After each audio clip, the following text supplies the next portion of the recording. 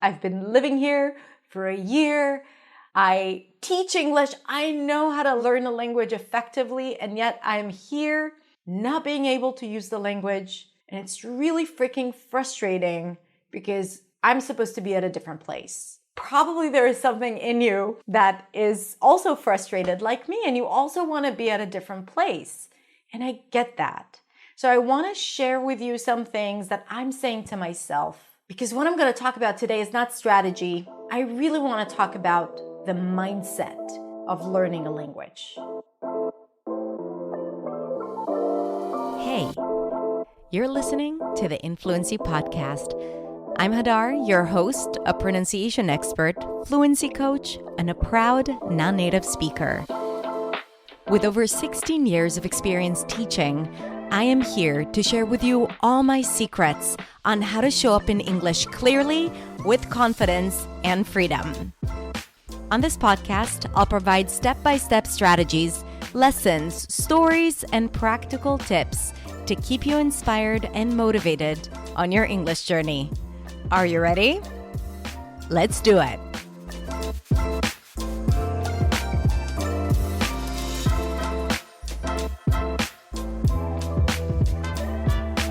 So you know this thing where you put in a lot of work into your English and you might even have a lot of experience using English. Maybe you immigrated to an English-speaking country. And yet that heavy feeling when communicating is still there. That feeling of,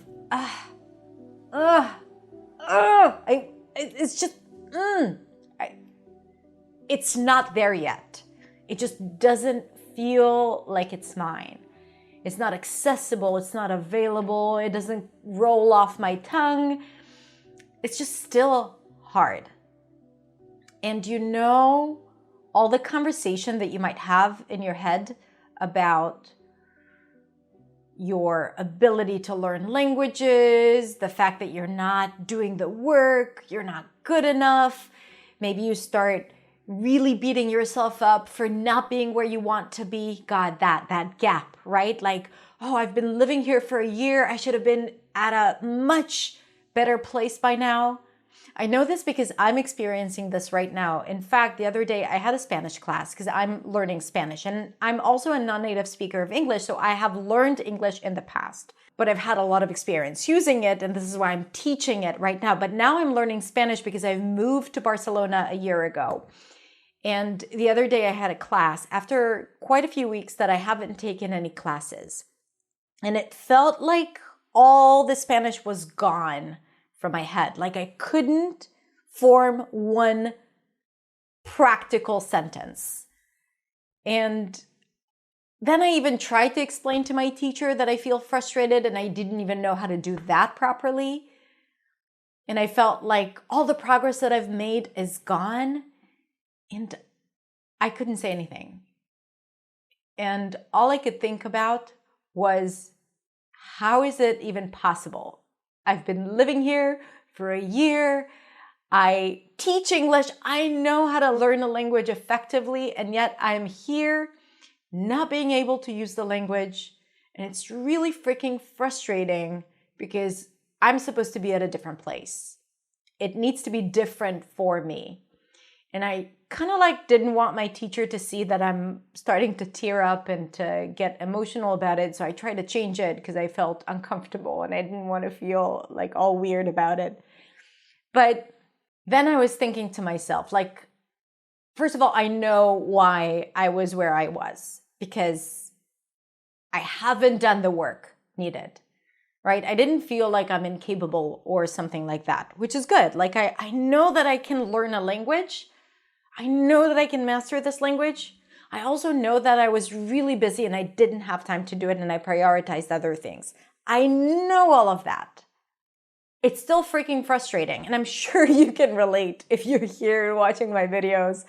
Probably there is something in you that is also frustrated like me, and you also want to be at a different place. And I get that. So I want to share with you some things that I'm saying to myself in my Spanish journey. And I've been saying to my students, and I know that it has helped them. Because what I'm going to talk about today is not strategy, because they teach you that a lot, and it's not, pronunciation. I really want to talk about the mindset of learning a language, because I think it is as critical as doing everything else. It's as critical as learning grammar. It's as critical as working on your pronunciation. It's as critical as practicing speaking. In fact, it's interconnected. So I want to talk about the mindset because most people don't talk about it. And I think that is the one thing that we can change instantly. Well, maybe not instantly, but repeatedly with the power of our thoughts. And no one else can do that for us. I want to share with you the things I know and the things that have helped me with English and the things that are helping me now with Spanish and the things that are helping my students. And I want to share that with you because I want this to be easier for you. I want this to be possible. I want you to feel less frustrated in your English. That is why I'm here. That is my mission. And I think that shifting the way you think and feel in English can change everything. This is why I always talk about mindset in my videos. This is why I have an entire program about mindset. And this is why it's a fundamental element of all of my programs. Because you can't make a real change without changing your attitude towards it and how you think about yourself and what's possible for you. So I want to start by talking about the gap. And I want to acknowledge it, like the gap of where you are and where you had hoped to be by this time. Do you know what I'm talking about? Can you relate? Have you ever said to yourself, by the end of 2024 or by the beginning of 2025, English would no longer be an obstacle. And here we are at the beginning of 2025, and maybe it still is. Maybe you're still not where you want to be. Okay? So that gap is real. And I think that gap is real with every single thing that we want for ourselves in our lives, because our wishes for ourselves have a different rhythm and pace than our ability to keep up with it. And that is how it needs to be. I think that when you recognize that gap, you have two choices. One is to let it bum you out and get you frustrated and to make you feel disappointed of yourself and demotivated, okay? And be like, what's the point? All the work that I'm doing is not getting me anywhere. I'm still behind. What's the point? Nothing's working, right? Option one. Option two is to recognize that gap and use it as a source for motivation. Because the only reason it exists is to remind you that you still haven't achieved something that you want for yourself and that it is possible. Because if you want it for yourself, it is possible. Let me tell you this, especially when it comes to learning another language. It is possible for you to master English and to speak it confidently and to feel at home in English. It is possible for you. I know that for a fact. If you need someone to tell you that, here I am telling you, you can do it no matter how old you are, no matter what language you speak, no matter what your experience is, and how many native speakers you have around it. It is possible for you, no doubt. Now, that gap could be interpreted as the reason for why you should keep going, as why it is still possible for you, and maybe it's like a little bit of a kick in the butt to tell you, well, you haven't done the work. And this is exactly what I experienced. When I wanted to cry in my Spanish class, and when I nearly cried here at the beginning of the video, it was not because I don't think it's possible for me. It's because I recognize the gap, I feel it, and sometimes we need to feel it so much, and it has to hurt us a little bit, until we just really have to take action, until we realize that we can't procrastinate it anymore, until we realize that what we're doing now is not working and maybe we need to try something different. Okay, that gap is there to wake you up and tell you, change something, because what has got you here will not get you to your next level. That is why that gap here. It's not there to tell you it's never going to work out for you, or it's not possible, or to keep you unmotivated. On the contrary, you can use that gap to draw motivation and say, this is a non-negotiable for me. And that is what I did. I have made a decision to spend 30 minutes every single day on my Spanish, no matter what, before I start my day. That is my non-negotiable, because once I start my day, I get too busy, too many things are on my plate, and then I don't get to it. And if I don't get to it, how do I expect myself to be able to use it confidently? So unless it becomes so incredibly critical for you, you are probably not going to make a change. Okay? So the first thing I want you to do is to reframe that gap and start treating it like the motivation that you need to do the work needed or to change something. Another thing that I want to talk about is that sometimes when we feel a certain emotion around something, for example, stress or anxiety or fear around English, sometimes when we feel it again and again and again and again and again, we're going to talk about why we feel it in a minute, but when we feel it again and again and again, we start associating the language with a feeling. And when you feel something again and again and again, in a way, the body becomes addicted to that feeling of stress, to that feeling of fear. And it's really hard for you to engage in anything related to English without experiencing that, because you already have that habit of feeling a certain feeling whenever you're about to speak, or whenever you think about English, or whenever you're thinking about learning it. So if you tend to experience this weight on your chest, or fear, sweaty palms, when you speak English, or when you think about using English, even if it's mild, okay? Maybe you still speak, but you just feel this uneasy feeling. I want you to recognize it and see if you can, A, understand why that is. What is the thought, the limiting belief that gets you to feel that feeling? And 2, is there a way for you to change that feeling, or to become aware that your body is just used to feeling it for no good reason? Because speaking English is not going to put you in danger. No one's going to hate you if you speak English. And even if someone might criticize you one day, so freaking what? Okay? When we think about it. So what? So what? So what if you make a mistake, right? But that anxiety is something that you can't shake off without intentional work. Okay? So I want you to recognize it, and I want you to understand that sometimes you can't change a feeling just by learning more, because you already have the habit of having this feeling, because you are addicted. Your body is addicted to stress. Your body is addicted to anxiety when it comes to learning a language. Now, I'm going to put some resources on how you can start changing that. Not my resources, but books that I've read and podcasts that I've listened to that can help you change that, because I'm not going to talk about that now. But if you recognize that that might be the case for you, I highly recommend for you to look for ways to start changing that. Because it's not just going to change your English, it's going to change your life when you recognize that you're addicted to an emotion that doesn't serve you.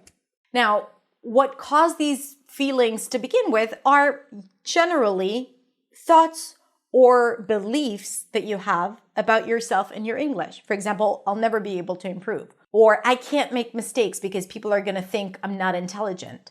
Or people are going to laugh at me if I speak with my own accent. Or if I don't live in an English-speaking country, I'm never going to be able to improve. So all of these things, thoughts that you might think that these are just you're perceiving the reality around you. No, these are thoughts and beliefs that are yours, and not everyone has these thoughts. And these thoughts are more likely to generate a negative emotion rather than a positive emotion. And when you have a negative emotion, you're less likely to do positive things. You're less likely to speak. You're less likely to communicate with others, to say yes to an opportunity to speak, or to go to a job interview, or to say hi to your neighbor, or to join an online group to speak English, right? You're less likely to do it when you experience a negative emotion that is the result of a negative thought or a limiting belief. So another thing you can do is start monitoring your thoughts and your beliefs and asking yourself, is this real? Are these beliefs true? Or am I just thinking that because that's something that I've heard before, or that I've come to believe in them, but they're not real. These are not facts. So when you recognize that there is the reality and there are thoughts about the reality, and sometimes they're not the same, if these thoughts are not serving you, the best thing you can do, I know it sounds simple and it's not, the best thing you can do is change those thoughts, or at least acknowledge that these are just thoughts and they're not real. So now I want to talk about some common beliefs and thoughts that you might have that are holding you back. And let's address that. And if it's going to help you change even one little thing about the way you think about English, I have done my job here. Okay? So the first one is don't sit around and wait for others to speak to you. If you want to improve your fluency and your English, you want to practice speaking. But a lot of times, people just wait around for others to speak to them and they don't initiate the conversation.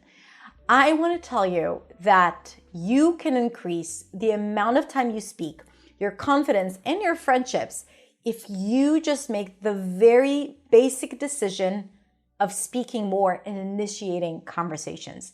I know that you might think, oh, what if they don't want to talk to me? What if they don't answer back? What if they will answer in a rude way? What if they will? So what? What's going to happen? You're not going to die, right? And if that is the case, the benefit of you initiating more, in creating more situations for yourself to speak, are far bigger and better than the possibility of getting hurt, okay? You just have to suck it up and say, I am going to be the one initiating, because that guarantees that you are in charge of your own destiny, of your own journey, and of your own English. Okay? So be the initiator. Do not be just a passive learner or a passive conversationalist waiting for people to have a conversation with you. Okay, the next thing, and that's also about being passive versus being active. Don't wait for an opportunity to come to start improving your English. A lot of you are passive learners. Maybe you're watching my videos every now and then or listening to the podcast, catching, content on Instagram, but you're not doing something really actively. You're not actively learning every single day because maybe you're saying to yourself, well, I don't have a good enough reason to learn. But if I get a job offer or if I do move to a different country, then I will start learning English. So let me tell you this. First, opportunities don't come unless you're really ready for them. Luck is when preparation meets opportunity. You gotta be prepared, and then when the opportunity comes, you are ready to nail it. Imagine that an opportunity comes, but your English will not be ready. Then you won't be able to take advantage of the situation. The idea is to be ready before the opportunity comes. So when it comes, you can do it. You are ready. Okay? So don't wait for a reason, an external reason to start changing things that you're unhappy about in your life. I'm telling you. And that is not just about English. That's pretty much about everything.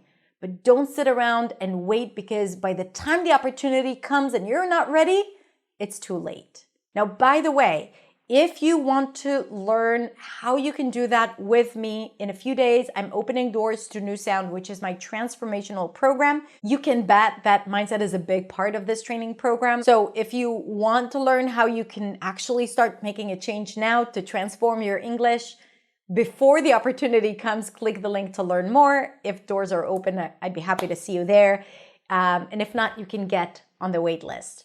Okay, but the point is that don't wait for external reasons to push you, because it's only when you push yourself that's how you see change. Another really critical thing is the fear of making mistakes. Listen, this is something fundamental. You have to make yourself believe that mistakes are not bad, that it's not bad to make mistakes, that it's okay to make mistakes. In fact, I always say to my students, mistakes are the currency of fluency. I always ask them to imagine as if they have to, it's like a video game, right? Where you have X amount of mistakes that you just have to make on your path to fluency. And unless you make every single one of those mistakes, you won't be fluent. So when you make a mistake, don't think of it as if, you're just stuck or you're staying behind, or you're actually progressing. You're on your way to reaching fluency, because if you make mistakes, it means that you're speaking. Now, of course, you need to learn what to do with that mistake. And I'm not going to get into that here, but I do teach that in my videos and in my programs. It just means that you're using it and you can learn from the mistake and then you can improve. But you have to make the mistake to learn what's not clear to you, what's not working, and what you need to work on. So mistakes are a golden opportunity for improvement. And if you look at it as if it's, a source of shame and humiliation and proof that you're not good enough and that you are behind, then what have we done about that? How is that going to serve you, right? How is that going to serve you? So just think of things in a way that helps you feel motivated, positive, and excited about speaking. Because, oh my God, we get enough shit from the outside world about how we're not good enough and how we're not strong enough or tall enough or pretty enough, or we don't have a good enough English. We hear that all the time. Don't play that over and over and over in your head, because it's just going to keep you stuck and keep you small. And that is not what we're here for. And the last thing I want to talk about today is this feeling that you might have when you speak a second language. For most people, it's not for everyone, but for most people, that it's not like it is in your first language. There will always be a gap. That's just how it is. Don't work so hard killing yourself to bridge that gap between how you are in your first language and how you are in English, or the second language that you learn, or third or fourth. Don't kill yourself over making it the same. It's okay if it's not. You can just honor it. You can just say, this is how I am in my first language, and this is how I am in English. And I love both parts of me, both manifestations of me. I honor both. I've worked hard for both. And it's okay that it's not exactly the same. Because that competition that you might have just with yourself about your first language in English, again, it's not serving you. And again, recognizing that it's not going to be the same, there is something very calming about it. You can give yourself some grace and say, it's okay if English feels a little strange, if it doesn't feel like a perfectly fitted suit, but it still looks freaking good on me, and I can still wear it and show up confidently. And I can still feel like I belong in that language and that language belongs to me, even if it doesn't feel exactly like it is in my first language. And maybe, just maybe, you can explore things in that other language, English in our case, that you can't explore in your first language. Maybe you can develop a different type of humor. Maybe your voice might be a little different and you'll feel good about it. Maybe you will find yourself being more expressive or using the melody of your voice differently and exploring what's possible for your voice because English allows it. Maybe it's a good thing that it's slightly different and not the same. And maybe if you manage to see the good things that exist in that difference, it's going to help you thrive rather than make you wilt. And like I said, as long as you know that it's possible for you and English belongs to you and you're allowed to use it with or without mistakes, with an American accent, British accent, or a non-native accent, it's yours and you are an equal to anyone else who is using it, whether they're natives or not, native speakers or not.